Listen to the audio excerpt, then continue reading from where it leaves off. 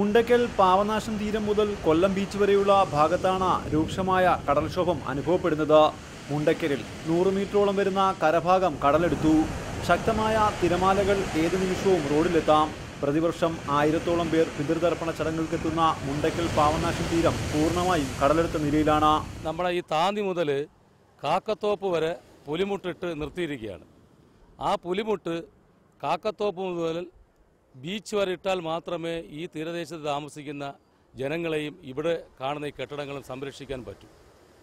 ഗവൺമെൻറ്റിനോട് ഞങ്ങൾ ആവശ്യപ്പെട്ടിരിക്കുകയാണ്. കഴിഞ്ഞ ഒരു മാസത്തിനു മുമ്പ് ഞാൻ പത്രസമ്മേളനം നടത്തി ഇവിടെ അടിയന്തരമായി പുലിമുട്ട് നിർമ്മിക്കണമെന്ന് സർക്കാരിനോട് ആവശ്യപ്പെട്ടതാണ്. ഹാൻഷിത എന്ന മണ്ണുമാന്തി കപ്പൽ നങ്കൂരം പൊട്ടി മുണ്ടക്കൽ തീരത്തടഞ്ഞതും കടൽക്ഷോഭത്തിന് മറ്റൊരു കാരണമായെന്നും തീരദേശവാസികൾ ചൂണ്ടിക്കാട്ടുന്നു. ഉടനടി ഈ ഭാഗത്ത് പുലിമുട്ടുകൾ സ്ഥാപിച്ച് തീരം സംരക്ഷിക്കണമെന്നാണ് ഇവരുടെ ആവശ്യം. റിപ്പോർട്ടർ, കൊല്ലം.